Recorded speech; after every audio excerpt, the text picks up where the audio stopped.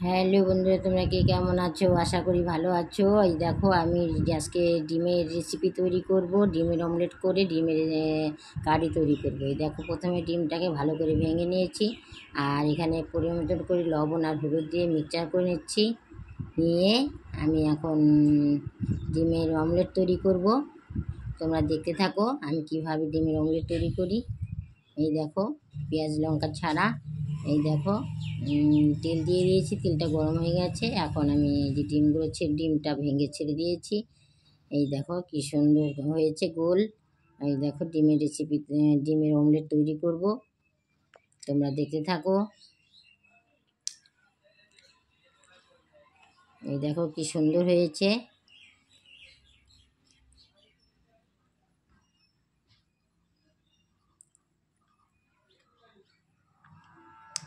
এই দেখো, ডিমের অমলেটটাকে ভালো করে ছড়িয়ে দিচ্ছি, আর ডিমটাকে এখন মুড়িয়ে নিব। নিয়ে ভালো করে এই দেখো নেড়ে চেড়ে দুই পাশে সুন্দর এপট ওপট করে উল্টিয়ে ভেজে নিব ভালো করে। নিয়ে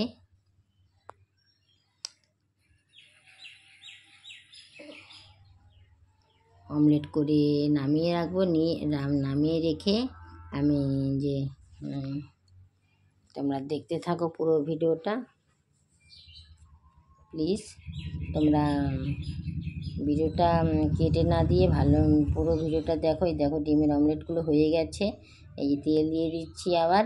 এখন ডিমের কারি তৈরি করবো। এই যে পেঁয়াজ আর যে আলুগুলো ভালো করে ভেজে নিয়েছি, আর এখানে লঙ্কা, জিরে আর হলো আদা রসুন পেঁয়াজ বেটে নিয়েছিলাম, ওটা দিয়ে দিলাম। ভালো করে কষিয়ে নিব।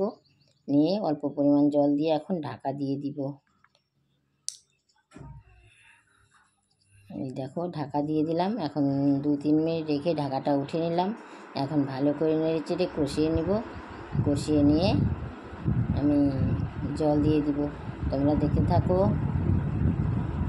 কীভাবে ডিমের অমলেট দিয়ে রেসিপি তৈরি করছি।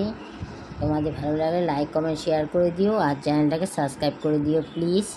আর সাবস্ক্রাইব করতে ভুলো না প্লিজ। এই দেখো, ডিমের ঝোল দিয়ে দিলাম।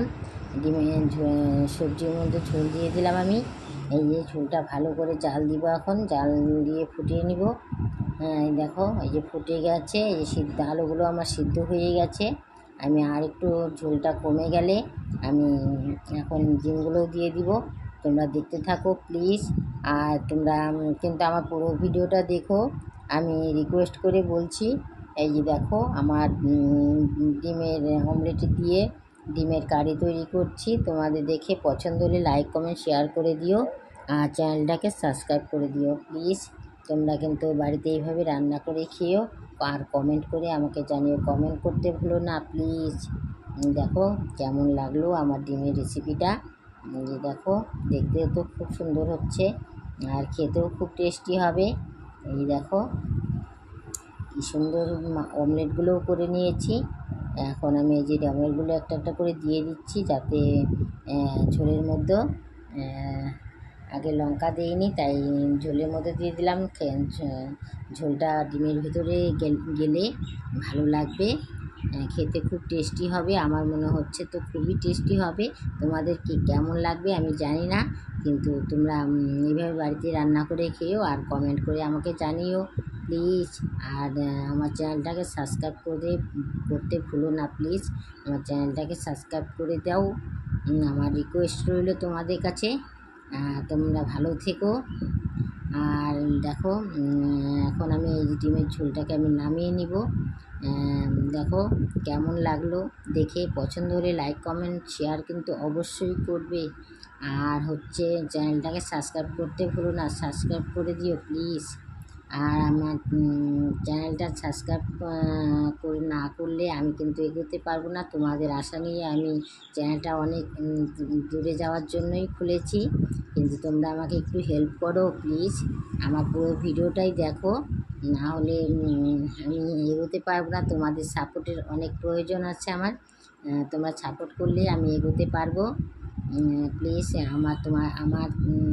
আমার কাছে তোমাদের কাছে আমার রিকোয়েস্ট রইল, তোমরা ভালো থেকো। আবার দেখা হবে পরের ভিডিওতে। আমি এই যে দেখো ডিমের রেসিপিটা এখন নামিয়ে নিচ্ছি। এই দেখো প্লিজ, দেখো ভালো লাগলে কিন্তু লাইক কমেন্ট শেয়ার অবশ্যই করবে প্লিজ। আমার রিকোয়েস্ট রইল তোমাদের কাছে। আর চ্যানেলটাকে সাবস্ক্রাইব করে দিও। আর তোমরা বাড়িতে এইভাবে রান্না করে খেও, আর আমাকে কমেন্ট করে জানিও কেমন হলো, খেতে কেমন লাগলো তোমাদের কাছে। আর কেমন লাগলো আমার ভিডিওটা কমেন্ট করে অবশ্যই জানাবে প্লিজ। এই যে দেখো আবার দেখা হবে পরের ভিডিওতে। তোমরা ভালো থেকো। আসি, বাই বাই, টাটা।